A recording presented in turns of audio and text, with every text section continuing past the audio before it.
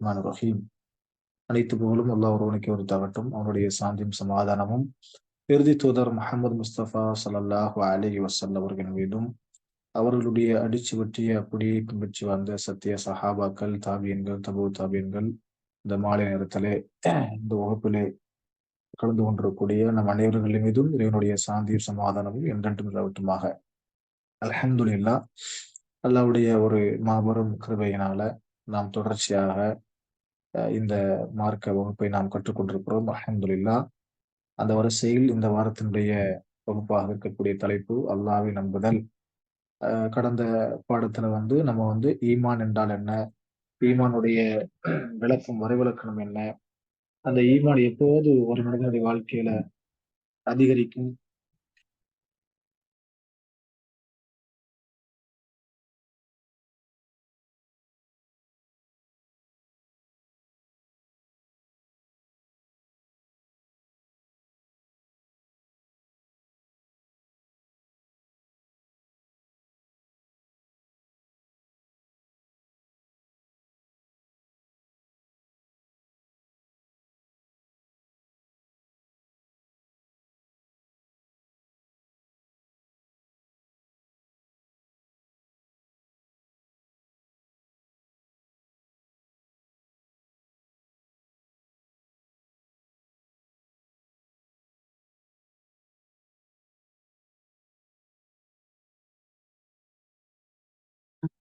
அல்ஹம்துலில்லாஹ் நம்ம ஈமான் எப்போது ஒரு மனிதனுடைய வாழ்க்கையில அதிகரிக்கும், அதே நேரத்துல அந்த ஈமான் எப்போது குறையும் அப்படிங்கிற பாடத்தை நம்ம கடந்த வகுப்புல என்ன செஞ்சோம், படித்துக் கொண்டு வந்தோம். அதனுடைய வரிசையில் இன்றைய வகுப்பினுடைய பாடமாக இருக்கிறது அல்லாஹ்வை நம்புதல். கடந்த வகுப்புல நாம் நினைவுபடுத்தியிருந்தோம். அல்லாஹ் ஒரு முஸ்லிம் எப்படி நம்ப வேண்டும், எந்த அடிப்படையில் நம்ப வேண்டும், எப்படி நமக்கு சொல்லித் தரப்பட்டிருக்கிறத அறிமுகமாக நான் கடந்த வகுப்பிலே நான் சொல்லியிருந்தேன். அதனுடைய விளக்கமாக இந்த வகுப்பு நிகழ்ச்சி இருக்கிறது. அப்ப அன்பானவர்களே, அப்ப இந்த ஈமானுடைய ருக்குன் நாம் படித்திருக்கிறோம். ஈமானுடைய அர்கானுல் ஈமான், ஈமானுடைய ருக்குன்கள், அதை நாம் தெளிவாக எல்லாரும் படிச்சு வச்சிருக்கிறோம். எப்படி ஈமானுடைய அம்சங்கள் 6. பொதுவாக ஈமானுடைய அம்சங்கள் அப்படி சொன்னா 70க்கும் 60க்கும் மேற்பட்ட கிளைகளை கொண்டதுதான் ஈமான். அதுல பிரத்யேகமாக முதன்மைப்படுத்தக்கூடிய 6 விஷயங்கள். இதை ஒரு முஸ்லிம் என்ன செய்யணும், முழுமையாக நம்ப வேண்டும். அத அறிஞர்கள் நமக்கு வரையறுத்து சொல்லும் பொழுது, அர்கானுல் ஈமான், ஈமானுடைய முதன்மையான 6 அம்சங்கள் என்னன்னு சொன்னா, அல் ஈமானு பில்லா, அல்லாஹ்வை நம்புதல், அல் ஈமானு பில் மலாயிகா, மலக்குமார்களை நம்புதல், அல் ஈமானு பில் கிதாப், வேதங்களை நம்புவது, அல் ஈமானு பில் ருசூலி, தூதர்களை நம்புவது, அல் ஈமானு பி யௌமில் ஆஹிரி, மறுமை நாளை நம்புவது, அல் ஈமானு பி கத்ர் பில் கத்ரி, விதியை குறித்தான அதனுடைய நன்மை தீமை குறித்து நம்புவது.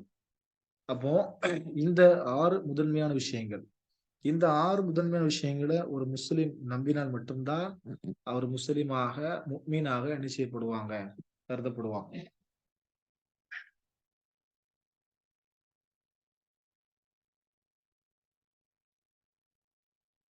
அப்போ ஒரு முஸ்லிம் இந்த 6 விஷயத்தில் 6 விஷயத்தை எப்படி நம்ப வேண்டும், இந்த அடிப்படை நம்ப வேண்டும், இந்த 6 விஷயங்களை ஒருவர் பரிபூரணமாக நம்பினால் மட்டும்தான் அவர் முஸ்லிமாக, முஃமினாக என்ன செய்யப்படுவாங்க, அல்லாஹ்விடத்துல கருதப்படுவாங்க. இதுல ஏதாவது ஒன்று அவர் நிராகரித்தாலும் சரி, அல்லது இந்த 6 விஷயங்கள்ல தவறான நம்பிக்கை அவரிடத்துல ஏற்பட்டாலும் சரி, அதுல ஏதாவது ஒரு மாற்றங்கள் ஏற்பட்டாலும் சரி, அவர் முஸ்லீமாக என்ன செய்யப்பட மாட்டார். ஒரு முஃமினாகவும் முஸ்லீமாக என்ன செய்யப்பட மாட்டாங்க. அல்லாஹ்வுடைய பார்வையில கருதப்பட மாட்டாங்க. இப்ப நாம் கடந்த வகுப்புல படித்திருந்தோம். ஈமான். அந்த ஈமான் என்பது இந்த 6 விஷயங்கள். இந்த 6 விஷயங்களை ஒருவர் முழுமையாக நம்பினால் மட்டும்தான் அவர் முஸ்லிம். பொதுப்படையாக ஒருவர் நான் நம்புகிறேன் என்று சொல்வதனால, நாவால் சொல்வதனால அவர் ஒரு முஸ்லீமாகவோ, முஃமினா என்ன செய்யப்பட மாட்டாங்க, கருதப்பட மாட்டாங்க. மாறாக அவர் ஒரு காஃபிராகவோ அல்லது ஒரு நயவஞ்சகராகத்தான் என்ன செய்யப்படுவாங்க, கருதப்படுவாங்க. அப்படிங்கிறத நம்ம என்ன செஞ்சோம், பார்த்தோம். அப்ப இந்த 6 விஷயங்கள் நம்பிக்கை சார்ந்த விஷயம், உள்ளத்தோடு சம்பந்தப்பட்ட விஷயம். இது மறைவான விஷயம். இது உள்ளத்துல நம்ம நினைச்ச நம்பிக்கை கொள்கிறோம். இது நாம எப்படி தெளிவா படிக்கணும், எப்படி நமக்கு இமாம்கள் சொல்லிக் கொடுத்திருக்கிறாங்க, எப்படி அறிஞர்கள் சொல்லிக் கொடுத்திருக்கிறாங்க என்பதை பற்றியான இல்மு நமக்கு என்ன செய்யணும், வேணும். அப்படி இருந்தா மட்டும்தான் அல்லாஹ்விடத்தில் நமக்கான ஒரு நெருக்கம் என்ன செய்யும், ஏற்படும். சரி, அல்ஹம்துலில்லாஹ். அப்போ அல்லாஹ்வை நம்புதல் அப்படிங்கிற இந்த பாடத்தில் முதன்மையாக நாம் பார்க்க வேண்டிய பாடம் என்ன அப்படி சொன்னா, அல்லாஹ் இருக்கின்றான் என்று நம்புவது. நாம் கடந்த வகுப்புகளை படித்திருக்கிறோம், சொல்லியிருக்கிறேன். இந்த பாடத்தை பொறுத்தவரைக்கும் என்ன அப்படி சொன்னா, இதனுடைய சிறப்பு, இதனுடைய பலன் என்ன அப்படி சொன்னா, ஒன்று, நாம் சரியான கொள்கையில இருக்கிறோம். நம்முடைய சரியான கொள்கையை நாம் உறுதிப்படுத்துவதற்காக இந்த பாடம் நமக்கு பலனுள்ளதாக இருக்கும். இன்னொன்று, இந்த சரியான கொள்கை, இந்த தூய இஸ்லாம் கொள்கையை படித்த நாம், இதை பற்றி தெரியாத, படைத்தவனை பற்றி தெரியாத, படைத்தவனுக்கு இணை வைக்கக்கூடிய, அப்படிப்பட்ட படைப்புகளை வணங்கக்கூடிய அந்த மக்களிடத்தில் உண்மையான இறைவன் யார்? அவன் எப்படிப்பட்டவன்? அவனுடைய பண்புகள் என்ன? அவனுடைய சிஃபத் என்ன? அவனுடைய தன்மைகள் என்ன? அவனுடைய ஆற்றல் என்ன? என்பதை பற்றி சொல்வதற்கு ரொம்ப என்னச்சு நமக்கு ஒரு உறுதுணையாக இந்த பாடம் இருக்கும். அதனால பாடத்துல கொஞ்சம் நீங்க கவனமா கவனிங்க. ஏன்னா, இதை ஏன் ஆரம்பத்துல நான் சொல்றேன் அப்படி சொன்னா, உண்மையிலேயே எல்லாருடைய மனதிலும் இருக்கக்கூடிய ஒரு விஷயம் என்னன்னா, இறைவன் ஒருவன் தான். அதுல எந்த மாற்று கருத்தும் கிடையாது. யாராவது அதுல மாற்று கருத்து வச்சிருக்கிறாங்கட்ட கிடையாது. இறைவன் ஒருவன் தான். இறைவன் பல கடவுள் அப்படிங்கிற நம்பிக்கை யார்ட்டயும் கிடையாது. யாரிடத்துல கேட்டாலும் சரி, ஒரு சிறுவன்ட்ட கேட்டாலும் சரி, அல்லது ஒரு ஒரு வயதானவர்ட்ட போய் கேட்டாலும் சரி, அவர் சொல்லக்கூடிய விஷயம் என்ன? இறைவன் காட் ஒண்ணுதான். காட் ஒண்ணுதான். அதுல எந்த மாற்று கருத்தும் கிடையாது. அப்போ அந்த காட் ஒண்ணுதான் அப்படிங்கிற நம்பின மக்கள் அதை சரியாக என்ன செய்யல? புரிதலும் சரியான நம்பிக்கை மட்டும் என்ன செய்யல? இல்ல. அப்ப இந்த பாடத்தை பொறுத்தவரைக்கு படிக்கக்கூடிய நம்ம,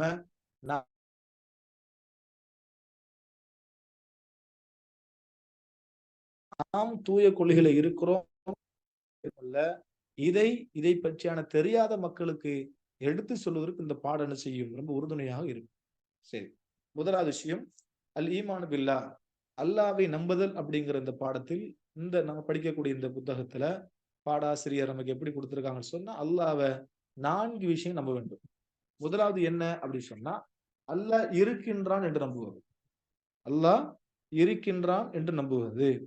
2வது விஷயம், அல்லாஹ் மட்டும்தான் அகிலத்தின் ரப்பு என்று நம்புவது. இத அரபில எப்படி சொல்லுவாங்கன்னு சொன்னா, தௌஹீதுர் ருபூபிய்யான்னு சொல்லுவாங்க. தௌஹீதுர் ருபூபிய்யா அப்படின்னு சொல்லுவாங்க. 3வது, அல்லாஹ் மட்டும்தான் வணக்கத்திற்கு தகுதியானவன் என்று நம்புவது. இத அரபில சொல்லும் பொழுது தௌஹீதுல் உலூஹிய்யா அப்படி சொல்லுவாங்க. 4வது, அல்லாஹ்வின் பெயர்கள், பண்புகள் அவனுக்கு மட்டும்தான் என்று நம்புவது. இது அரபில சொல்லும் பொழுது தௌஹீதுல் அஸ்மாஇ வ சிஃபாத். தௌஹீதுல் அஸ்மாஇ வ சிஃபாத். இன்ஷா அல்லாஹ் முதல் பாடம், அல்லாஹ் இருக்கின்றான். அல்லாஹ் இருக்கின்றான் என்று நம்புவதற்கு இல்லையா? அல் ஈமானு பில்லாஹி தஆலா. அல்லாஹ்வை நம்புதல் அப்படின்னா, அல்லாஹ் இருக்கின்றான் முதல்ல நம்புறது.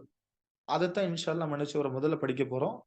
மீதம் இருக்கக்கூடிய 2, 3, 4 இத இன்ஷா அல்லாஹ் தௌஹீதுடைய அந்த அக்ஸாமுல் தௌஹீத் சொல்லக்கூடிய அந்த பாடத்துல நம்ம நிச்சயம் விரிவாக படிப்போம். முதலாவது, அல்லாஹ் இருக்கின்றான் என்று நம்புவது. உண்மையிலேயே இந்த உலகத்தை படைத்து பரிபாலிப்பவன் அல்லாஹ் தானா? ஆனால் இன்றைக்கு பார்த்தோம்ன்னு சொன்னா, அல்லாஹ் அல்லாதவைகள் இன்னைக்கு வணங்கப்படக்கூடிய ஒரு பொருளாக இன்னைக்கு என்ன இருக்குது? மாறி இருக்கிறது. அப்ப யாரு உண்மையிலே வணக்கத்திற்கு தகுதியானவன்? யார் வணங்கப்பட வேண்டும்? யார் இந்த உலகத்தை படைத்து பரிபாலித்துக் கொண்டிருக்கிறார்? அதை அவனை எப்படி நம்ப வேண்டும்? அப்படிங்கிற பாடம் தான் முதன்மையான பாடம். முதன்மையான புரிந்து கொள்ள வேண்டும். அல்லாஹ் இருக்கின்றான் என்று நம்புவதற்கு பல ஆதாரங்கள் இருக்கிறது. அல்லாஹ் ஒருவன் இருக்கின்றான் என்பதற்கு பல ஆதாரங்கள் இருக்கிறது. அது எப்படி அப்படி சொன்னா, அதுல முதலாவது ஆதாரம், அல்லாஹ் இருக்கின்றான் என்பதற்கு பல ஆதாரங்கள் இருக்கிறது. அதுல ஒரு சில ஆதாரங்களை மட்டும் நான் என்ன செய்யறேன்னா, உங்களுக்கு இத ஒரு பாடமாக கொடுக்கிறேன். ஏன்னா அல்லாஹ் இருக்கிறாங்கிறது எல்லாருக்கும் பொதுவா நம்பிக்கை. அதுல எந்த மாற்று கருத்தும் கிடையாது. அல்லாஹ் இருக்கிறான், அல்லாஹ் ஒருவன் இருக்கிறான், இறைவன் ஒருவன் இருக்கிறாங்கிறதுக்கு இருக்கிறான் என்பது எல்லாருடைய ஒரு நம்பிக்கை. அதுல எந்த மாற்று கருத்தும் கிடையாது. ஆனால் இந்த ஆதாரங்கள், நான் சொல்லப்படுகின்ற இந்த ஆதாரங்கள் நமக்கு ஒரு பெரிய ஒரு பலனாக இருக்கும். அதை பிறருக்கு எடுத்து சொல்லும் பொழுது, அல்லாஹ்வை பற்றி சரியான நம்பிக்கை இல்லாத மக்களிடத்தில் சொல்வதற்கு ரொம்ப நிச்சயம் பயனுள்ளதாக இருக்கும். முதலாவது விஷயம், அல்லாஹ் இருக்கின்றான் என்பதற்கு ஆதாரமாக முதலாவது என்ன அப்படி சொன்னா, குர்ஆன். குர்ஆன் மற்றும் அது சுன்னா. குர்ஆன் மற்றும் சுன்னாவுடைய ஆதாரங்கள். அதாவது குரான்ல எப்படி இறைவன் தன்னை பற்றி அறிமுகம் கொடுக்கிறான், அதே போல் நபி ஸல்லல்லாஹு அலைஹி வஸல்லம் அவர்கள் எப்படி அல்லாஹ்வை பற்றியான விளக்கம் தந்திருக்கிறாங்க. இதுதான் முதன்மை ஆதாரம். அதாவது இன்னைக்கு பாத்தீங்க சொன்னா, அல்லாஹ் அல்லாதவைகள் இன்னைக்கு மக்களிடத்துல வணங்கப்படக்கூடிய ஒரு பொருளாக இன்னைக்கு இருக்குது சொன்னா, அவைகள் எல்லாம் மனிதர்களால் உருவாக்கப்பட்டவை. மனிதர்களால் கற்பனையாலும் மனிதருடைய சிந்தனைகளால் உருவாக்கப்பட்டவைதான் இன்றைக்கு அல்லாஹ் அல்லாதவற்றை வணங்கக்கூடிய ஒரு பொருளாக இன்னைக்கு மாறி இருக்கிறது. அது உண்மையிலேயே அவற்றை வணங்கக்கூடிய மக்கள் எதை வணங்குறார்களோ, எதை தெய்வமாக, எதை கடவுளாக நினைச்சு வணங்குறாங்களோ, அவைகள் அவர்கள் கண்களுக்கு முன்னால் தோன்றி, நான் தான் உங்களுடைய இறைவன், என்னை வணங்குங்கள் என்று என்றைக்காவது சொல்லியிருக்கிறதே கிடையாது. அப்ப இது முன்னோர்களாலும் சிலருடைய கற்பனைகளாலும் உருவாக்கப்பட்டவைதான் இன்றைக்கு அல்லாவை தவிர்த்து வணங்கப்படக்கூடிய அது சிலைகளாக இருக்கலாம், கற்களாக இருக்கலாம், மரங்களாக இருக்கலாம், அல்லது மனிதனை விட மனிதனாக இருக்கலாம், அல்லது மனிதனை விட பலகீனம் படைக்கப்பட்ட படைப்புகளாக கூட நினைச்சலாம் இருக்கலாம். இவை அனைத்துமே பாத்தீங்கன்னு சொன்னா, இதெல்லாம் மனுஷனால உருவாக்கப்பட்டவை. அவைகள் என்றைக்கு மனிதனுடைய கண்களுக்கு முன்னால் தோன்றி, நான் உங்களுடைய கடவுள், என்னை வணங்குங்கள் என்று சொன்னதே கிடையாது. ஆனால் குரான் இறைவன் ஒருவன் இருக்கிறாங்கிறத குரான் எப்படி நமக்கு ஆதாரமாக சொல்லுது அப்படி சொன்னா, குரான் வசனத்தை நீங்க நோட் பண்ணி வச்சுக்கோங்க. குரான்ல 97வது அத்தியாயத்தினுடைய 54வது வசனம். 7வது அத்தியாயத்தினுடைய 54வது வசனம். அதுல இறைவன் சொல்லும் பொழுது, இன்ன ரப்பக்குமுல்லாஹ் அல்லதி ஹலக ஸமாவாதி வல் அர்ல் ஃபி சித்தத்தி அய்யாம் அலா லகுல் ஹல்க் வல் அம்ரு அப்படிங்கிறான். தபாரக்கல்லாஹு ரப்புல் ஆலமீன். அல்லாஹ் சொல்லும் எப்படி சொல்ற பாரு, இன்ன ரப்பக்குமுல்லாஹ், அவன்தான் உங்களுடைய இறைவன், அல்லதி ஹலக ஸமாவாதி வல் அர்ல், அவன்தான் வானங்களையும் பூமியும் படைத்தான், ஃபி சித்தத்தி அய்யாம், 6 நாட்களில். 6 நாட்களில் அவன்தான் வானங்களில் பூமி என்ன செஞ்சான், படைத்தான். அலா, அறிந்து கொள்ளுங்கள், லஹு, அவனுக்கு, ஹல்க், படைப்பு அவனுக்கே சொந்தம், வல் அம்ரு, கட்டளை அவனுக்கே சொந்தம். அல்லாஹ் சொல்லி காட்டுறான். படைப்பு அவனுக்கே சொந்தம், கட்டளை அவனுக்கே சொந்தம். அப்ப இங்க சொல்லும் பொழுது இறைவன் தன்னை பற்றி அறிமுகம் கொடுக்கும் பொழுது, நான் தான் வானங்களில் பூமி படைத்தேன், நான் தான் உங்களுடைய இறைவன், எனக்குத்தான் படைப்பு சொந்தம் இருக்கிறது, எனக்குத்தான் கட்டளை, மனிதர்களை மனிதர்களுக்கு கட்டளை இடுவதற்கு அதிகாரம் என்னிடத்தில் தான் இருக்கிறது என்பதை பற்றின அறிமுகத்தை இறைவன் கொடுக்கிறான். இது நீங்க பாருங்களேன், இன்றைக்கு வேதங்கள் அடிப்படையில் செயல்படாத, வேதங்கள் அடிப்படையில் பின்பற்றாத மக்களிடத்துல போய் கேட்டு பாருங்க, இப்படி ஏதாவது ஒண்ணு இருக்கிறதா கேட்டா கிடையாது. கற்பனையாக தோன்றிய ஒரு வரலாறு சொல்லுவாங்களே தவிர, ஆதாரபூர்வமாக இப்படி எங்களுக்கு சொல்லப்பட்டிருக்கிறது, இப்படி எங்களுக்கு வகுத்து சொல்லப்பட்டிருக்கிறது அப்படின்னு சொல்லி என்ன செய்ய மாட்டாங்க, யாரும் சொல்ல மாட்டாங்க. அப்ப அவங்களுடைய கற்பனை தான் அது. ஆனா இறைவன் சொல்லும் பொழுது, ரப்புல் ஆலமீன் அல்லாஹ் குர்ஆன்ல சொல்லும் பொழுது, அலா லகுல் ஹல்க், எனக்குத்தான் படைப்பு சொந்தம், வல் அம்ர், எனக்குத்தான் கட்டளையும் சொந்தம். மனிதர்களுக்கு கட்டளையிடக்கூடிய அதிகாரம் என்னிடத்துல தான் இருக்கிறது, மனிதர்களை படைக்கக்கூடிய அந்த அதிகாரம் என்னிடத்துல தான் இருக்கிறது. அப்ப இறைவன் தன்னை பற்றி அறிமுகம் கொடுக்கும் பொழுது, நான் தான் உங்களுடைய இறைவன் சொல்லி நினைச்சான், குர்ஆன்ல சொல்லி காட்டுகிறான். இது ஒரு ஆதாரம். நீங்க அல்லாஹ் நம்மளை பார்த்து சில கேள்வி எப்படி கேள்விப்பான் தெரியுமா, நீங்க அல்லாஹ் சொல்றீங்களா, அந்த அல்லாஹ் யாரு, அல்லான்னு சொல்றீங்க, நீங்க அல்லாஹ் வணங்குறது சொல்றீங்களா, அந்த அல்லாஹ் யார் அப்படின்னு கேட்டா, அட குர்ஆன்ல சொல்லப்பட்டிருக்கிறது, குர்ஆனில் அல்லாஹ் தன்னை பற்றி அறிமுகத்தை கொடுத்திருக்கான். அல்லாஹ் யாரு தெரியுமா, அவன் தான் வானங்களை பூமி 6 நாட்களில் படைத்தான், அவனுக்கு தாப்பா படைப்பு சொந்தம். அப்போ ஒரு ஆதாரமாக நாம் அல்லாஹ்வை வணங்குவது என்பது, அல்லாஹ்வை இறைவனாக ரப்பாக நாம் ஏற்றுக்கொண்டிருப்போம் என்பது குர்ஆனுடைய ஆதாரத்தை மையமாக கூட நம்ம நினைச்சிருக்கிறோம், பின்பற்றி கொண்டிருக்கிறோம், அவனை வணங்கி கொண்டிருக்கிறோம், அவனை நாம் நம்பிக்கை கொண்டிருக்கிறோம். 2வது ஆதாரத்தை பாருங்களேன், 20வது அத்தியாயத்தினுடைய 14வது வசனம். 20வது அத்தியாயத்தினுடைய 14வது வசனம்.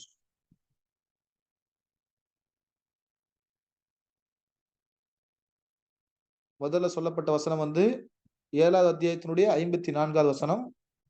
2வது சொல்லப்படுகிற வசனம் 20வது அத்தியாயத்தினுடைய 14வது வசனம்.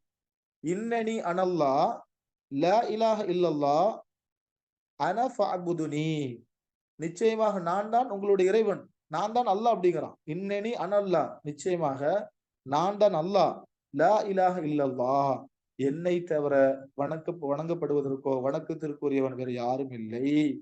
அன ஃபஅபுதுனி, என்ன நீங்க நினைச்சீங்க, இல்லல்லாஹ் அன, என்னை தவிர வணக்கத்திற்கு தகுதியானவன் வேற யாரும் இல்லை, ஃபஅபுதுனி, என்ன நீங்க நினைச்சீங்க, வணங்குங்க. இது குர்ஆனுடைய ஆதாரம், குர்ஆனுடைய ஆதாரம் இது. ரெண்டாவது அடுத்த ஒரு வசனம் சொல்றான் பாருங்க, 28வது அத்தியாயத்தினுடைய 30வது வசனம். மூசாவிடத்துல ரப்புல் ஆலமீன் பேசும் பொழுது எப்படி சொல்றா பாரு, யா மூசா இன்னி அனல்லா ரப்புல் ஆலமீன்.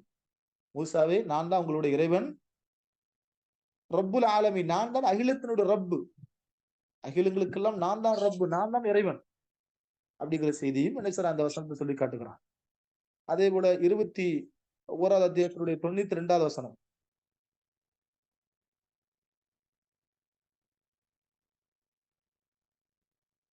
வஅன ரப்புக்கும் ஃபஅபுதூன், நான் தான் உங்களுடைய இறைவன், ஃபஅபுதூன் என்ன நீங்க என்ன செய்யுங்க, வணங்குங்க அப்படின்னு நல்லா சொல்றான். அதே போல இறுதியாக 21வது அத்தியாயத்தினுடைய 22வது வசனம். அல்லாஹ் அல்லாதவைகள், அல்லாஹ் அல்லாதவைகள் இந்த உலகத்தை படைக்கக்கூடிய பொருளா, படைக்கக்கூடிய தெய்வமாகவோ அவங்க நினைக்கிற மாதிரி, இஸ்லாம் அல்லாதவர் நம்பிக்கை வச்சிருக்க மாதிரி அல்லாஹ் அல்லாதவை இந்த உலகத்தை படைத்து பரிபாலிக்கிறதா என்று சொன்னால், அதை அப்படி பரிபாலிக்கும் என்றால் எப்படிப்பட்ட நிலை ஏற்படுங்கிற வசனத்தை அல்லாஹ் சொல்லி காட்டுகிறான். எப்படி, லவ் கான ஃபீஹிமா ஆலிஹத்துன் இல்லல்லா ல ஃபஸததா, அல்லாவை தவிர்த்து, அல்லாவை தவிர்த்து மற்றவைகள் வணங்கக்கூடிய தெய்வமாக, வணங்கப்படக்கூடிய கடவுளாக இருக்குமே என்றால், அல்லாவை தவிர்த்து இந்த உலகத்தில் மற்றவைகள் இவங்க மனிதர்கள் நம்புறாங்களா இல்லையா, அவைகளை வந்து கடவுளாக அல்லது சில தெய்வங்களாக இவங்க வடிவமைச்சு வச்சிருக்காங்க இல்லையா, இவைகள் அப்படி இருக்குமே என்றால் ல ஃபஸததா, இந்த உலகம் மிகப்பெரிய ஒரு குழப்பத்தை செஞ்சிருக்கும், அடைஞ்சிருக்கும். இந்த உலகம் மிகப்பெரிய ஒரு குழப்பத்தை நிச்சயம் அடைஞ்சிருக்கும். இந்த உலகம் சீராக நிச்சயம் அது செயல்படாது. அல்லாவை தவிர்த்து மற்றவைகள் இந்த உலகத்தை படைக்கக்கூடிய விஷயமாகவோ அல்லது மனிதர்களை அதிகாரம் செலுத்தக்கூடிய, மனிதர்களை கட்டளையிடக்கூடிய ஒரு அங்கமாக மனிதர்களை வச்சு வணங்கினாங்கன்னா குழப்பம் நினைச்சிருக்கும், ஏற்பட்டிருக்கும். இது குர்ஆன் சொல்லப்பட்ட ஆதாரம். திரும்ப சொல்றேன், 7வது அத்தியாயத்தினுடைய 54வது வசனம், 20வது அத்தியாயத்தினுடைய 14வது வசனம், 28வது அத்தியாயத்தினுடைய 30வது வசனம், 21வது அத்தியாயத்தினுடைய 92வது வசனம், 21வது அத்தியாயத்தினுடைய 22வது வசனம். அல்லாவை தவிர்த்து இந்த உலகத்தில் வணங்கப்படக்கூடிய மற்றவைகள் வணங்கப்படக்கூடிய ஒரு விஷயமாக இருக்குமே என்றால் இந்த உலகம் பெரிய ஒரு அழிவு என்ன செஞ்சிருக்கும், சந்தித்திருக்கும். அவ இறைவன் ஒருவன் தான். அதை எப்படி நம்ம நம்புறோம், குர்ஆனில் அவனை பற்றி அறிமுகம் கொடுக்கப்படுகிறது. குர்ஆன்ல இறைவன் சொல்லும் பொழுது நம்ம அல்லாஹ்ங்கிறது பொதுவாக முன்னோர்கள் சொல்லிக் கொடுத்த அடிப்படையிலேயோ அல்லது நம்முடைய ஆசிரியர் சொல்லிக் கொடுத்த அடிப்படை நம்ம நம்பல. குர்ஆனில் இறைவன் இறைவேதத்தில் சொல்லுகிறான். இறைவன் இறைவேதத்தில் சொல்லும் பொழுது நான் தான் உங்களுடைய இறைவன். அப்ப இதுல ஒரு ஒரு ஒரு அடிப்படையான ஒரு விஷயத்தை நம்ம கத்துக்கிறோம். சில இடங்கள்ல அல்லாஹ்ங்கிற அந்த விளக்கம் வந்து நமக்கே தெரிய மாட்டேங்குது. இன்னைக்கு எப்படி பரவலாக மக்கள்கிட்ட வந்து எப்படி இருக்குன்னா, பரவலாக மக்கள்கிட்ட எப்படி இன்னைக்கு பார்க்கப்படுதுன்னா, இந்த இவங்க கிறிஸ்டின்ஸ் சர்ச்சுக்கு போற மாதிரி, இந்துக்கள் கோயிலுக்கு போற மாதிரி, அதே மாதிரி முஸ்லீம் எங்க போறாங்க, பள்ளிவாசலுக்கு போறாங்க. அப்ப நம்ம என்ன செய்றோம், கோயில்ல போய் அதை வணங்குற மாதிரி இவங்க என்ன செய்றோம், அல்லாஹ் வணங்குறாங்க. இப்படியான ஒரு நம்பிக்கை இருக்கிறது. குறிப்பா சொல்லப்போனா நம்ம சமூகத்திலையும் பாத்துக்கோங்களேன், எம்மதம் சம்மதங்கிற கோட்பாடும் நினைச்சிருக்க இன்னைக்கு நிறைய மக்கள் பயணிச்சுட்டு இருக்கிறாங்க. நாங்க உங்க கோயிலுக்கு வருவோம், நாங்க உங்க சர்ச்சுக்கு வருவோம், நீங்க பள்ளிவாசலுக்கு வாங்க, இப்படி நினைச்சுறாங்க, பேசுறாங்க. இப்படி அதாவது அவர்கள் எதை வணங்குறார்களோ அதோட சேர்த்து அல்லாஹ் நினைச்சுறாங்க, நினைக்கிறாங்க. ஆனா இந்த விளக்கம் கூட இன்னைக்கு நம்ம மக்களுக்கு என்ன செய்ய மாட்டாங்குது, சொல்ல தெரிய மாட்டாங்க. அதுக்குத்தான் இந்த அக்கீதா வகுப்பு நம்ம படிக்கிறோம்.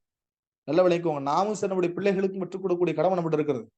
என்னன்னா இந்த விளக்கம் கூட இன்னைக்கு தெரிய மாட்டாங்க. அல்லாஹ்னா யாரு தெரிய மாட்டாங்க. ஒரு ஸ்கூல்ல போய் ஒரு ஒரு சின்ன பிள்ளைங்க நம்மள இன்னைக்கு பிள்ளைங்க இருக்கிறாங்க, ஸ்கூலுக்கு அனுப்புறோம்னு வச்சுக்கோங்களேன். அங்க நம்ம பிள்ளைங்களோட என்ன செய்வாங்க, மாற்று மத கலாச்சாரத்தை பின்பற்றக்கூடிய பிள்ளைங்களும் படிச்சுக்கிட்டு இருப்பாங்க. அவங்க என்ன செய்வாங்க, உங்க அல்லாஹ் சாமி இதுவும் கொடுத்தாங்களா, உங்க பள்ளியாசல் இருந்தா இப்படி கேட்பாங்க. பிள்ளைங்க கேட்கும் போது அங்க நம்முடைய பிள்ளை என்ன சொல்றாங்க, அவங்க எப்படி அதே அவங்க அந்த இஸ்லாம் அல்லாதவர்கள் எப்படி நம்பிக்கை இருக்காங்க அதே மாதிரி நம்ம பிள்ளைகளுக்கு என்ன செய்யுது, ஊட்டி கொடுக்குறான். அதெல்லாம் ஒண்ணும் இல்லப்பா, இஸ்லாம் வேற ஒரு கலாச்சாரம் கிடையாது, அல்லாஹ்ங்கிறது எல்லாத்தையும் படைச்ச கடவுள் கிடையாது. நம்ம கோயில்ல முருகன் வணங்குறோம் பாத்தீங்களா, அந்த மாதிரி நினைச்சுறாங்க அவங்க பள்ளிவாசலுக்கு அல்லாஹ் வணங்குறாங்க. இப்படித்தான் சொல்லிக் கொடுக்கப்படுது ஒவ்வொரு பள்ளிக்கூடத்திலையும். அப்ப இதனுடைய நோக்கம் நல்லா விளங்கிக்கோங்க. வெறுமனையாக படித்துட்டு போறதல்ல, வெறுமனையாக படிச்சுட்டு போறதல்ல. நம்முடைய பிள்ளைகளுக்கு இது ஊட்டி கொடுக்கணும். அல்லாஹ்னா யாரு, அவர்களை போன்றா, அவர்கள் வணங்குவதை போன்றா அல்ல. அல்லாஹ்வுடைய தூதர் ஸல்லல்லாஹு அலைஹி வஸல்லம் அன்றைக்கு அந்த அரபிய தீபகற்பத்துல அந்த மக்கள் என்ன செஞ்சாங்கன்னா சிலைகளையும் கற்களையும் வணங்கிட்டு இருந்தாங்க. இன்னும் சொல்ல போனா அந்த காபாங்கிற புனித தலத்துல புனித ஆலயத்துல 360க்கு மேற்பட்ட சிலைகள் அங்க இருந்துச்சு. 360க்கு மேற்பட்ட சிலைகள் இருந்துச்சு. ஆனால் அந்த மக்கள் அல்லாஹ்வை ஏற்றுக்கொண்ட ஒரு மக்கள் தான். ஆனா என்ன செஞ்சாங்க? வணங்குற விஷயத்துல என்ன செஞ்சாங்க? அல்லாஹ்வுக்கு ஷிர்க் வச்சுக்கிட்டு இருந்தாங்க. அப்ப அந்த மக்கள்ட்ட போய் நபி ஸல்லல்லாஹு அலைஹி வஸல்லம் போய் சொல்லும் பொழுது, அந்த மக்கள் அத எதிர்த்தாங்க. யாரும் அக்செப்ட் பண்ணல, ஏத்துக்கல. பெரிய பெரிய முதலாளிகள்லாம், பெரிய பெரிய செல்வந்தர்கள் எல்லாம் நபி அவர்களுடைய பிரச்சாரத்த தடுத்து நிறுத்தினாங்களே தவிர, ஆனால் அல்லாஹ் ஒருவன்ங்கிற நம்பிக்கை அவங்கள்ட்ட இருந்துச்சு. ஆனால் சிலைகள முன்னிலைப்படுத்துறாங்க. எந்த அளவுக்கு சிலைகள முன்னிலைப்படுத்துறாங்கன்னா, அல்லாஹ்வை போன்றான இவைகளும் உண்டுன்னு என்ன செஞ்சாங்க? முன்னிலைப்படுத்துறாங்க. சரிக்கு சமமா கொண்டு வந்து நிப்பாட்டுனாங்க. அதனால நபி ஸல்லல்லாஹு வந்து என்ன செஞ்சாங்க? உடன்படிக்கை பேசுனாங்க. நபியே, நீங்க முகமதை பேசுங்க. நீங்க பிரச்சாரம் பண்ணுங்க. எந்த தடை இல்ல உங்களுக்கு. ஆனா, எங்க தெய்வங்களும் கொஞ்சம் என்ன செய்யுங்க? 1 மாசம் வணங்குங்க. நாங்க என்ன செய்றோம்? உங்க தெய்வத்த 1 மாசம் வணங்குறோம்ன்னு சொன்னாங்க. அப்ப எப்படி எப்படி இணைக்கிறாங்க பாருங்க. அப்ப வந்து அல்லாஹ் என்ன செஞ்சுறான்? சூரத்துல் காஃபிர்ங்க அத்தியாயத்த இறக்குறான். நீங்க எங்க தெய்வத்த 1 மாசம் வணங்குங்க. நாங்க என்ன செய்றோம்? உங்க தெய்வத்த நீங்க சொல்லக்கூடிய தெய்வத்த நாங்க என்ன செய்றோம்? 1 மாசம் வணங்குறோம். எங்களுடைய தெய்வங்கள வணங்குவதன் மூலமா உங்களுக்கு ஏதாவது நன்மை இருந்தால், எங்கள் மூலமா உங்களுக்கு நன்மை கிடைக்கும். நீங்க வணங்குறது நன்மையாக இருக்கும் என்றால், நாங்கள் அப்படி வணங்கும் பொழுது, உங்கள் மூலம் எங்களுக்கு என்ன நன்மை கிடைக்கும்னு சொல்லி என்ன செய்யாங்க? மக்களுக்கு காஃபிர்கள் வந்து ரசூலுல்லாஹ்ட்ட வந்து உடன்படிக்கை பேசுனாங்கிற செய்திய நான் பார்க்கிறோம். அந்த இடத்துல ரசூலுல்லாஹ் சொன்ன விஷயம் என்ன? அல்லாஹ் வஹி இறக்குறான். குல் யா அய்யுஹல் காஃபிரூன் லா அஅ்புது மா தஅ்புதூன். அப்ப எந்த கொள்கை விஷயத்துல என்ன கிடையாது? காம்ப்ரமைஷனே கிடையாது. நீங்க வணங்குறத நான் வணங்கவே மாட்டேன்னு சொல்லி அல்லாஹ் என்ன செஞ்சான்? நபிக்கு வசனத்த இறக்கி சொல்றான். நீங்க எத வணங்குறீங்களப்பா, அத நான் என்ன செய்ய மாட்டேன்? வணங்க மாட்டேன். இப்ப நீங்க வணங்குறதும் அல்லாஹ் ஒண்ணா அந்த அளவுக்கு அந்த வசனம் இறங்கப்படுது. இன்னைக்கு அப்படித்தான் பள்ளிக்கூடங்கள்ல அதாவது பன்முகத்தன்மையோடு பின்பற்றக்கூடிய நிறைய ஸ்கூல்ஸ் இருக்குது, காலேஜ் இருக்குது. அங்கெல்லாம் இப்படித்தான் ஊட்டப்படுகிறது பிள்ளைகளுக்கு. அப்போ அக்கீதா கொள்கை சரியா இருக்கணும். நம்ம அல்லாஹ் வணங்குறோம். அந்த அல்லாஹ்னா யாரு? அந்த அல்லாஹ்வை பற்றியான இல்மு நமக்கு வேணும். இல்லன்னு நினைச்சுக்கோங்களேன், இப்படித்தான். அவர்கள் சொல்வது போல, ஆமா நாங்க பள்ளிவாசலுக்கு போறோம். நீங்க என்ன செய்றீங்க? கோயிலுக்கு போறீங்க. இப்படியான நம்பிக்கை நம்முடைய பிள்ளைகளுக்கு வந்துரும். அல்லாஹ்வை பற்றி சொல்லக்கூடிய நிலை வரமாட்டேங்குது. சொல்லணும், எப்படி சொல்லணும்? நாங்கள் அல்லாஹ்வை எப்படி வணங்குறோம் தெரியுமா? நாங்கள் அல்லாஹ்வை எப்படி நாங்க இறைவன் சொல்றோம் தெரியுமா? அவன் குர்ஆனில் சொல்லியிருக்கிறான். அவன் தான் வானங்களை பூமியும் படைத்தான். வேதங்களுடைய வரிசையில் அவன் தான் இறுதி வேதமாக குர்ஆனை அனுப்பியிருக்கிறான். அந்த குர்ஆனில் சொல்லியிருக்கிறான். அல்லாஹ் என்கிற அந்த வார்த்தை இருக்கா இல்லையா? அந்த பெயர் அவனுக்கே அவன் சூட்டிய ஒரு பெயர். அந்த பெயர்ல எந்த ஒரு விளக்கத்தை நாம் கொடுக்க முடியாது. அந்த பெயரோடு அவன் எப்படி தன்னை பற்றி அறிவும் கொடுத்திருக்கிறானோ, அத அப்படியே ஏற்று நடக்கணும். அவன்தான் அகிலத்தோட ரப்பு. அவன்தான் வானங்களை பூமி படைத்தான். அவனிடத்தில் தான் கட்டளையும், அதிகாரமும், அவனிடத்தில் தான் படைப்பு, உணவளித்தல் எல்லாம் அவனிடத்தில் தானே இருக்கிறது. அப்படித்தான் நம்ம நம்பணும். இப்படித்தான் எங்களுக்கு சொல்லப்பட்டிருக்கிறது. இப்படித்தான் சொல்லணும். அல்லாஹ் என்பது அவர்களை போன்று அவர்கள் வணங்கப்படுவதை போன்று ஒன்று அல்ல. இந்த உலகத்தில் எல்லாத்தையும் படைத்தவன் தான். அது குர்ஆன்ல இப்படித்தான் எங்களுக்கு இறைவன் சொல்றான். அவன் அல்லாதவைகள் அவன் அல்லாதவைகள் இந்த உலகத்தில் இருக்குமே என்றால், படைக்கிற ஆற்றலும், அதிகாரம் செலுத்தக்கூடிய ஆற்றலும், அவன் அல்லாதவைகள் இருக்கும் என்றால், இந்த உலகம் குழப்பத்தை ஏற்படுத்திடும். எப்படி சொல்றது அத? சிம்பிளா சொல்லிட்டு போயிரலாம். இது ஒரு தாவாக்கு ரொம்ப பயனுள்ளதாக இருக்கும். அக்கீதானுடைய இன்னொரு சிறப்பு அதான் தாவா. எப்படி? ஒரு வீடு இருக்குது. ஒரு வீட்டுக்கு தலைமைத்துவம்னா யாரு? தந்தை. அவரிடத்தில்தான் அந்த பொறுப்புகள் ஒப்படைக்கப்படணும். அவர்தான் அந்த குடும்பத்த வழிநடத்தணும். இல்ல, இல்ல. ஆ உம்மாவும் இல்ல நான் தான் அப்படி சொன்னா குடும்பம் ஆகுமா? தந்தைக்கு நிகராக அவருடைய தாய் வந்து நின்னாங்கன்னா, குடும்பம் சீரான முறையில, சிறப்பான முறையில செயல்படுமா கேட்டா முடியாது. ஒரு ஸ்கூல்ஸ் எடுக்கிறோம். ஒரு ஸ்கூல்ஸ்ல வந்து ஒரு பிரின்சிபல் தான் இருக்கணும். அதிகாரம் என்பது ஒரு பிரின்சிபால்ட்ட தான் இருக்கணும். அவர் அல்லாதவர்ட்ட வேற ஆள்ட்ட இருந்தா என்ன ஆகும்? இன்னொரு பிரின்சிபால போடுங்க. நடக்குமா? நாட்டினுடைய பிரதமராக இருக்கட்டும், நாட்டினுடைய முதலமைச்சராக இருக்கட்டும், எல்லா இடத்திலும் ஒரு நபர் தான் கொண்டு வைப்பாங்க. ஏன் ஒரு நேரத்துல ஒரு வாகனத்தை இயக்கக்கூடிய நபர் ஒருத்தர் தான். கண்ட்ரோல் என்பது ஒரு இடத்துல தான் இருக்கும்.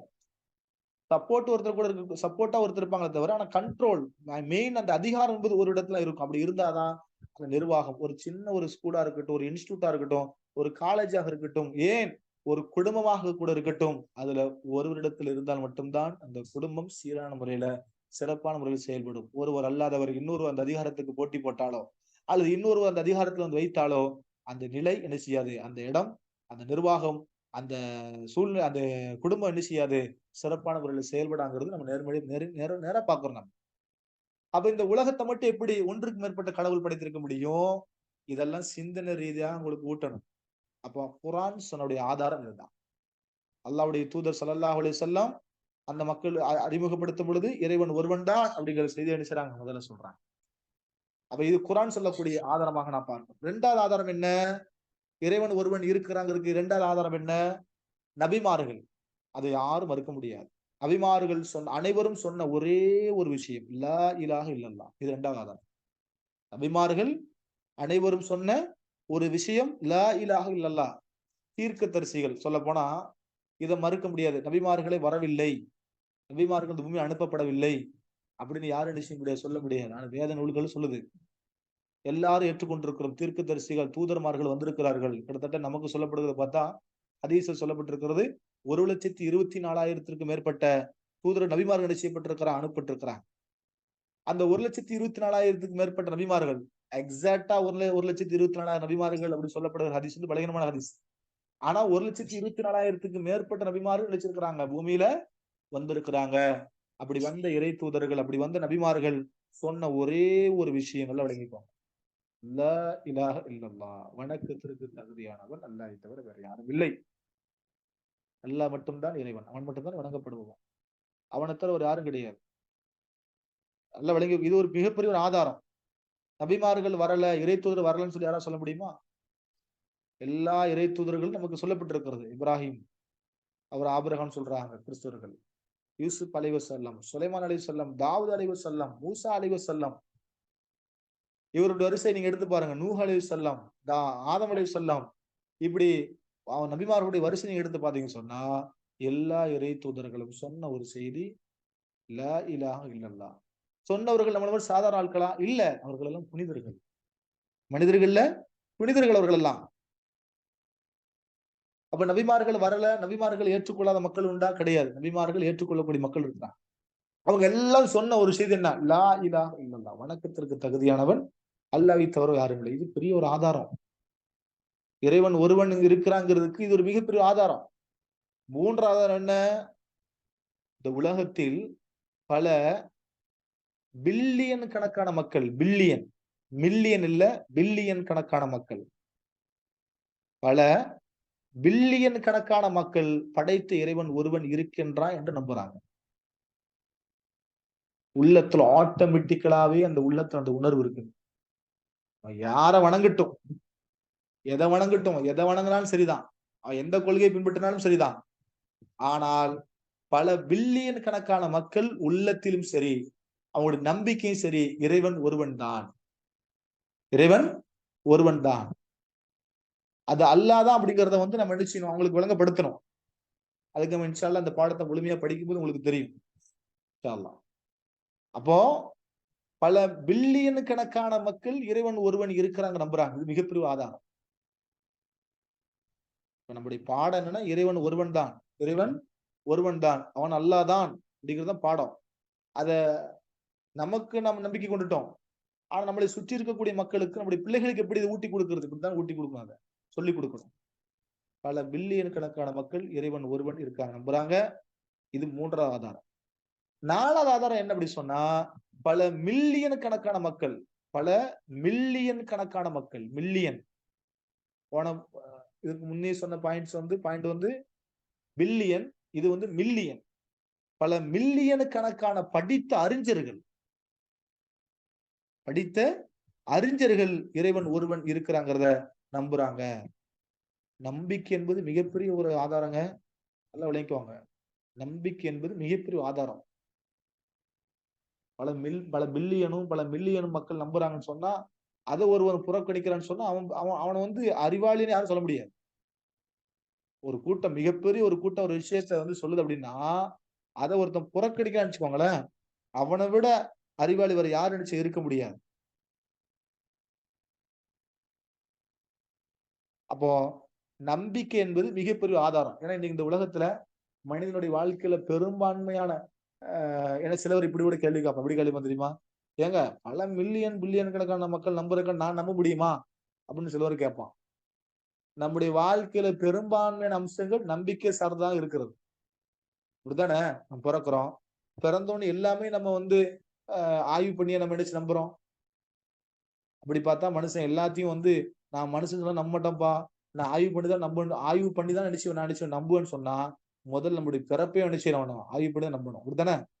நம்முடைய தாய் எனக்கு இவர் தான் உம்மா, எனக்கு இவங்க தான் உம்மா, எனக்கு இவர் தான் தந்தை, எனக்கு இவங்க தான் அண்ணன், எனக்கு இவங்க தான் அக்கா அப்படின்னு சொல்லி நமக்கு இதெல்லாம் யார் சொன்னா? உம்மா சொன்னாங்க. நம்ம பிறந்திருப்போம். பிறந்த உடனே என்ன செய்வாங்க? வளர்ந்து வரும்போது அதுக்கப்புறம் என்ன செய்வோம்? நம்ம கண்ணெல்லாம் தெரிஞ்சதுக்கு அப்புறம் தான் இது வாப்பா அப்படின்னு நம்ம என்ன செய்வோம்? உம்மா சொல்லும்போது தான் இவர் வாப்பான்னு பிள்ளைக்கு தெரியும். இல்ல இல்ல அந்த நேரத்துல ஒரு வந்து நான் என்ன செய்ய மாட்டேன். நான் இப்படி சொன்னா நம்ப மாட்டேன். சொன்னா என்ன செய்ய மாட்டேன். நான் நம்ப மாட்டேன். நான் வந்து ஆய்வு பண்ணி தான் நம்புவேன். அப்ப டிஎன்ஏ டெஸ்ட் எடுங்க அப்படியா? அப்படி கிடையாது. எல்லாம் ஆய்வு பண்ணி தான் ஒருத்தன் நம்புறான்னு சொன்னா, அவன விட ஆய்வு பண்ணி தான் நம்புவேன்னு சொன்னா, அவனோட அ அறிவாளி, முட்டாள் வேற யாரும் இருக்க முடியாது. நல்லா விளங்கிக்கோங்க. ஆனா சில இடங்கள்ல நம்ம நினைச்சு ஆய்வு பண்ணி தான் ஆகணும். ஆனா வாழ்க்கையினுடைய எல்லா இடத்துலயும் என்ன செய்ய முடியாது? ஆய்வு பண்ண முடியாது. சில நம்பிக்கை தான். உம்மா வந்து இது உன்னுடைய தந்தை, இதான் உன்னுடைய அக்கா, இதான் உன்னுடைய அண்ணன் அப்படின்னு சொல்லி நம்புறோம் நம்ம அத. நம்முடைய பொறப்பு இருக்குதே, பொறப்பே பார்த்தீங்கன்னு சொன்னா சுப்ஹானல்லாஹ், மற்ற படைப்புகளோட நம்ம படைப்பு பாருங்களேன். அல்லாஹ் வந்து மனுஷன பலகீனத்தோடு தான் படைக்கிறாங்கிறத வந்து தெளிவா விளங்குறான். விளங்கப்படுத்துறான் குர்ஆனின் மூலமா. மனிதன பலகீனத்துக்கு மேல பலகீனத்தோட தான் மனுஷன் படைச்சான் அப்படிங்கிறான். அவனுடைய படைப்பினுடைய ஆரம்பத்த பாருங்களேன். குழந்தை பொறந்த உடனேயுமே, ஒரு குறிப்பிட்ட நாட்கள் வரைக்கும், அ அந்த குழந்தை அப்படியே கிடக்கும். அந்த குழந்தைக்கு பசிச்சா, அ தாகிச்சா, தாய் தான் என்ன செய்வா? அந்த புள்ளைக்கு என்ன செய்வாங்க? பால் குடுக்குறதும், அந்த குழந்தைக்கான உணவு குடுக்குறதும், தாயினுடைய வேலை தான். தாயே தான் எடுத்து செய்வா. அதுவரைக்கும் அப்படியே கிடப்பான். ஆனா மனுஷனை விட மத்த படைப்புகள பாருங்க. மனிதனை விட மற்ற படைப்பை நீங்க பார்த்தீங்கன்னு சொன்னா, அவைகள் அனைத்துமே பிறந்த உடனே என்ன செஞ்சிரும்? தாயை தேடி ஓடிரும். இதான் மனுஷ படைப்புக்கும் மற்ற படைப்புக்குள்ள வித்தியாசம். அதனால இறைவன் சொல்றான், மனுஷனுடைய படைப்பு பலகீனமானவை. அப்போ இப்படி இருக்கும் பொழுது எப்படி வந்து எல்லாத்தையும் ஆய்வு பண்ணி இப்படிதான் சொல்ல முடியுமா அத? சொல்ல முடியாது. அப்ப நம்பிக்கை என்பது மிகப்பெரிய ஒரு ஆதாரம். அப்போ பல பில்லியன் கணக்கான மக்களும், பல மில்லியன் கணக்கான படித்த அறிஞர்களும் இறைவன் ஒருவன் இருக்கிறாங்க நம்புறாங்கன்னு சொன்னா, கண்டிப்பாக நாம் நம்பித்தான் ஆக வேண்டும்ங்கிற செய்தியை மக்களுக்கு கொண்டு போய் சேர்க்கணும். விளங்கிச்சா? அப்ப அந்த படைத்த இறைவன் ஒருவன் அல்லாஹ் தான் அப்படிங்கிறத நாம் உறுதியாக நம்பிக்கை கொண்டிருக்கிறோம். இது அல்லாஹ் ஒருவன் இருக்கிறாங்கிறதுக்கு இது 4வது ஆதாரம். 2வது 5வது ஆதாரம் என்ன அப்படி சொன்னா, இந்த உலகத்தில் படைக்கப்பட்ட வித்தியாசமான படைப்புகள், விதவிதமான அமைப்புகள். வித்தியாசமான படைப்புகளும், விதவிதமான அமைப்புகளும். அத பார்க்கிறோம். ஒரு பொருளை பார்க்கிறோம். அந்த பொருள படைத்த, அத உருவாக்குன ஒருவன் இருக்கிறான் அப்படிங்கிறத நம்முடைய புத்திக்கு வருது. அத யாராவது மறுக்கிறோமா?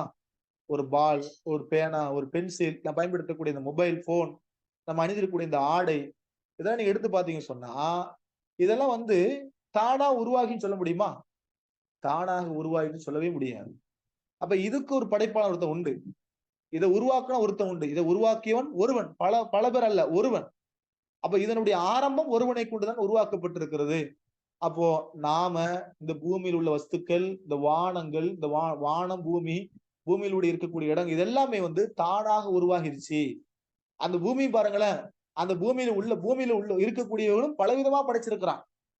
பூமியில இருக்கக்கூடிய பொருட்களும் பலவிதமான அமைப்புகளோடு படைச்சிருக்கிறான். சில பிரதேசங்களை பார்த்தா மலை பிரதேசங்கள், சில பிரதேசங்களை பார்த்தா வறண்ட பூமி என்றும், சில பிரதேசங்களை குளிர் பிரதேசமாகவும், சில பிரதேசத்தை இருட்டாகவும், சில பிரதேசத்தை வெளிச்சாகமாகவும், இது எப்படி தானாக உருவாகி சொல்ல முடியுமா? சூரியன், சந்திரன், இதெல்லாம் பார்க்கிறோம். இதெல்லாம் தானாக உருவாகின்னு சொல்ல முடியாது. இப்ப இதெல்லாம் உருவாக்கின்னு ஒருவன் இருக்கிறான். இப்ப நாம் பயன்படுத்தக்கூடிய ஒரு பொருளோ ஒருவனால் உருவாக்கப்பட்டவை. ஒருவன் தான் அதை படைத்திருக்கிறான். ஒருவன் அதை உருவாக்கி இருக்கிறான் நம்பும் பொழுது, இப்ப இந்த உலகம் தானாக வந்தது என்று சொல்ல முடியுமா? சொல்லவே முடியாது. இந்த உலகத்தை படைத்தவன் ஒருவன் தான். அப்ப இந்த உலகத்தில் உள்ள விதவிதமான படைப்புகளும், வித்தியாசமான அமைப்புகளும் இறைவன் ஒருவன் இருக்கிறாங்கிறதுக்கு ஆதாரங்கிறத நான் நம்பிக்கை கொள்ள வேண்டும். இது 5வது விஷயம். 6வது விஷயம் என்ன? இறை வேதமாக இருக்கக்கூடிய குர்ஆன். இது மிகப்பெரிய ஒரு சான்று. நான் 1வது பாயிண்ட் சொல்லும் பொழுது, குர்ஆனில் இறைவன் தன்னை எப்படி அறிமுகம் செய்கிறான் அப்படிங்கிறது தான் முதல் ஆதாரம். ஆனா இங்க 6வது ஆதாரமாக இருக்கிறது இறை வேதம். குர்ஆன் இருக்கா இல்லையா? குர்ஆன் இறைவன் ஒருவன் இருக்கிறான் என்பதற்கு மிகப்பெரிய ஒரு ஆதாரம். குர்ஆன் இருக்கா இல்லையா? நாம் பின்பற்றுகிறோமா இல்லையா? இந்த குர்ஆன், இந்த இறை வேதம், இறைவன் ஒருவன் இருக்கிறாங்கிறதுக்கு மிகப்பெரிய ஒரு சான்று, ஒரு ஆதாரம். என்ன அப்படி? குர்ஆன்ல நிறைய விஷயங்கள் இருக்கு. அதுல ஒரு சில விஷயத்த நான் உங்களுக்கு சொல்றேன். குரான் சவால் விடுகிறது. குரான் சவால் விடுகிறது. எப்படி சவால் விடுகிறது? 1400 வருடங்களுக்கு முன்னாடி நபி ஸல்லல்லாஹு அலைஹி வஸல்லம் இறக்கப்பட்ட அந்த இறை வேதம், இந்த இறை வசனங்கள், அந்த வஹி அந்த மக்களிடத்துல போய் சொல்ல சொன்னுச்சு. எப்படி சொன்னாங்க? இதை போன்று இதை போன்று ஒரு அத்தியாயத்தையோ ஒரு வசனத்தை நீங்க என்ன செய்யுங்க? கொண்டு வாங்க. நீங்கள் உண்மையாளராக இருந்தால். அல்ல குரான கேட்கிறான். இதை போன்ற அத்தியாயத்தையும் ஒரு வசனத்தை நீங்க என்ன செய்யுங்க? கொண்டு வாங்க. அல்லாஹ் சொல்லிவிட்டு அதே சொன்னான். ஃபஇன் லம் தஃபஅலு வலன் தஃபஅலு அப்படிங்கிறான். நீங்கள் அதை இப்ப கொண்டு வரணும், எப்போதுமே கொண்டு வர முடியும் அல்லாஹ் சொல்றான். உங்களால கொண்டு வரவே முடியாதுங்க. 1400 வருடங்கள் ஆகிவிட்டுருச்சு. குரான் இறங்கி 1400 வருடங்களுக்கு மேல போய் நடந்துகிட்டு இருக்குது. குரான் ஒரு வாள் அற்புதம். இன்று வரைக்கும் குரானை போன்ற அத்தியாயத்தை ஒரு வசனத்தை யாராலும் கொண்டு வர முடியல. ஏன்னா குரான் இறங்கிய காலகட்டம் எப்படிப்பட்ட காலகட்டம்னா, கவிஞர்கள் கவிஞர்களுடைய காலகட்டத்துல இறக்கப்பட்டதான் குரான் வசனம். இறங்கும் பொழுது குரான் வசனம் கவிஞர்களே மிகிக்க வச்சுச்சு. முகமது நபிட்ட வந்து கவிஞர்களை கேட்டாங்க, முகமது இந்த வசனங்கள்ல உங்களுக்கு எங்க இருந்து வருது வரிகள் எல்லாம் இந்த வரிகள் உங்களுக்கு எங்க இருந்து இறங்குகிறது, யாரிடம் இருந்து வருகிறது என்று ஆச்சரியத்தோடு கேட்ட கவிஞர்கள்லாம் உண்டு. அப்ப குரான் சவால் விடுகிறது. இன்று வரைக்கும் இதை போன்ற வசனத்தையோ ஒரு அத்தியாயத்தையோ இன்று வரைக்கும் யாரும் கொண்டு வர முடியவில்லை. அப்ப குரான் இறைவன் ஒருவன் இருக்கிறான் என்பதற்கு ஒரு சான்று. இரண்டாவது விஷயம் என்ன? குரான் விஞ்ஞானத்தை பேசுகிறது. 1400 வருடங்களுக்கு முன்னாடி சயின்ஸ் சொல்றோமா, இன்னைக்கு சொல்றோம்ல சயின்ஸ். இன்னைக்கு மனுஷன் வந்து புது புது கண்டுபிடிப்புகளை கண்டுபிடிக்கிறான். இந்த கண்டுபிடிப்புகளுக்கு எல்லாம் மனுஷனுக்கு தேவை எக்யூப்மெண்ட்ஸ் இல்லாம கண்டுபிடிக்க முடியாது. வானத்தில் நடக்கக்கூடிய மாற்றங்கள், பூமிக்குள் நடக்கக்கூடிய மாற்றங்கள், பூமியில இருக்கிறவருடைய மாற்றங்கள், இது எல்லாமே எந்த ஒரு உபகாரங்கள் இல்லாமல் என்ன செய்ய முடியாது, மனிதனால் கண்டுபிடிக்க முடியாது. ஆனால் 1400 வருடங்களுக்கு முன்னாடி நபி ஸல்லல்லாஹு அலைஹி அவர்கள் ஏன் இந்த உலகத்தில் நடக்கிறத, இந்த பூமியில் நடக்கிறத, வானத்தில் நடக்கிறத எல்லாத்தையும் ஏன் ரசூல் ஸல்லல்லாஹு அலைஹி சொன்னாங்க? எப்படி சொன்னாங்க? எதன் மூலமாக சொன்னாங்க? இறைவன் அவருக்கு சொல்லிக் கொடுத்தான். அதன் மூலமாக நபிகள் என்ன செஞ்சாங்க? சொன்னாங்க. குரானும் விஞ்ஞானம் ஒரு புக்கே என்ன விடப்பட்டிருக்கிறது. குரான் சொல்லக்கூடிய விஞ்ஞானம் எடுத்து படிச்சு பார்க்கணும். இறைவன் ஒருவன் இருக்கிறாங்கிறதுக்கு குரான் இன்னைக்கு அதை சயின்ஸ் நிரூபிக்கிறது. குரான் சொல்லப்பட்ட ஒவ்வொரு வசனங்களும் இன்னைக்கு சயின்ஸ் நிரூபிச்சு கொண்டிருக்கிறது. அதுல ஒண்ணு சொல்ல போனா, ஒரு தாய் வந்து குழந்தையை சுமக்கக்கூடிய அந்த 10 மாத காலம், அந்த குழந்தை பெற்றெடுக்கக்கூடிய அந்த காலம், அந்த குழந்தை பெற்றெடுத்து மட்டும் இல்லாம அதுல உள்ளக்கூடிய இந்த பால்குடி காலம், இது அனைத்துமே குரான் இன்னைக்கு பேசிருச்சு. இன்னைக்கு சயின்ஸ் நிரூபிக்கிறது. ஏன் இந்த 10 மாதம், ஏன் இந்த 10 மாதம், ஏன் அந்த குழந்தை பெற்ற அந்த தாயினுடைய கருவறையில் ஏற்படக்கூடிய மாற்றங்கள், ஒரு ஒரு ஒரு தாயினுடைய கருவறையில ஒரு சிசு வந்து கருத்தரிக்குன்னு வச்சுக்கோங்களேன், குழந்தையை வந்து வயிற்றுல சுமக்க ஆரம்பிக்கிறான். நீ சொல்றமா இல்லையா? கருத்தரித்து விட்டால் முதல்ல அந்த குழந்தை அந்த 3 மாதம் 40 நாட்கள், அதற்கு பிறகு அந்த குழந்தையினுடைய உடல் அமைப்புகள் முதல்ல எது கொடுக்கப்படுது, எப்படி அந்த குழந்தை உருவாகுது, எல்லாமே அக்குரூட்டா குரான்ல சொல்லப்பட்டிருக்கிறது. இன்னைக்கு சயின்ஸ் எக்யூப்மெண்ட்ஸ் ஸ்கேன் மூலமா என்ன கண்டுபிடிக்கிறான். இன்னைக்கு இந்த ஸ்கேனை வச்சுதான் வயிற்றுக்குள்ள என்னென்ன மாற்றம் நடக்குங்கிறத இன்னைக்கு ஸ்கேன் வச்சு எக்யூப்மெண்ட்ஸ் தான் கண்டுபிடிக்கிறான். ஆனா அன்னைக்கு 1400 வருடங்களுக்கு முன்னாடி எந்த எக்யூப்மெண்ட்ஸ் இருந்துச்சு? எப்படி ரசூலுல்லாஹ் வயிற்றுக்குள்ள நடக்கக்கூடிய மாற்றங்களை சொன்னாங்க? குரான்ல முதல்ல அபிஷான் சொல்லக்கூடிய விஷயம் என்ன? ஒரு குழந்தை உருவான பிறகு அந்த குழந்தை கொடுக்கக்கூடிய முதல் உறுப்பே காதுன்னாங்க. எப்படி அதை இன்னைக்கு சயின்ஸ் ஆமா எப்படி இது எப்படி கண்டுபிடிக்கப்பட்டுச்சு? குரானின் மூலமாக இன்னைக்கு நிரூபிக்கப்பட்டிருக்கு. இந்த மாதிரி நிறைய விஞ்ஞான ரீதியாக நான் சொல்லிக்கொண்டே போகலாம். இந்த மாதிரி நிறைய சயின்ஸ் என்ன செய்யலாம் இன்னைக்கு குரான்ல எடுத்து, இன்னைக்கு நிறைய பேர் பார்த்தா குரான்ல எடுத்துதான் என்ன செய்யறாங்க, இன்னைக்கு அதை பாக்குறாங்க. ஒரு மனிதனுடைய கைரேகை இன்னைக்கு பிங்கர் பிரிண்ட் இல்லாம எந்த வேலையும் நடக்காது. இன்னைக்கு பாருங்களேன், ஒரு மொபைல் எடுக்கிறோம், அதுல பிங்கர் பிரிண்ட் தான் வைக்கிறாங்க. எல்லா இடங்களும் இன்னைக்கு ஒரு இடத்துல போனா ஒரு கவர்மெண்ட் சார்ந்த விஷயம் எதுவாக இருந்தாலும் அங்க பேசுறது நம்முடைய நாவா பேசு இல்ல, கைரேகை கொண்டு வா அப்படிமா.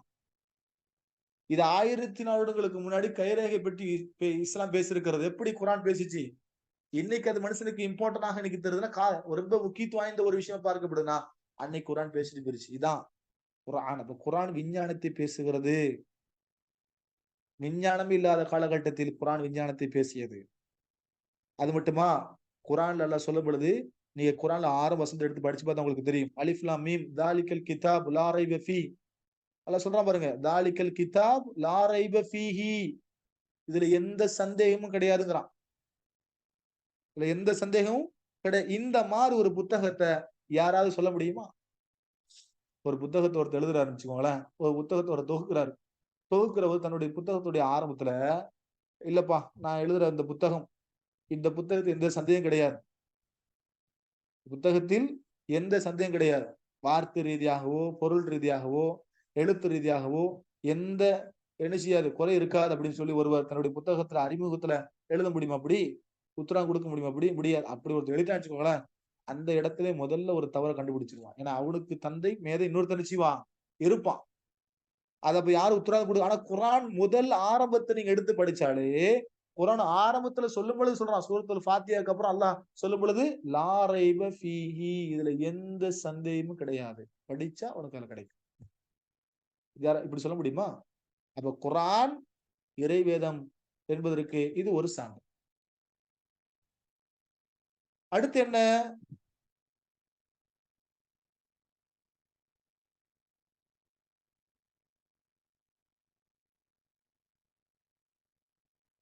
குர்ஆன் இதற்கு முந்தி இறங்கிய இதற்கு முந்தைய இறங்கிய வேதங்கள் எல்லாம் இந்த குர்ஆன் உண்மைப்படுத்துகிறது. இதற்கு முன்னாடி வேதம் வரலை என்று குர்ஆன் சொல்லல. இதற்கு முன்னாடி இறங்கிய வேதங்களை இந்த குர்ஆன் உண்மைப்படுத்துகிறது. ஏன்னா இப்ப நம்ம மக்கள்கிட்ட சிலர் இப்படி ஒரு நம்பிக்கை வந்துடும் தெரியுமா? அது முஸ்லிம்களுக்கான வேதம் பாங்க. முஸ்லிம்கள் பின்பற்றக்கூடிய அப்படின்னா அது ஏன் முந்தைய வேதங்களை இந்த குர்ஆன் உண்மைப்படுத்துகிறது? இதற்கு முன்னாடி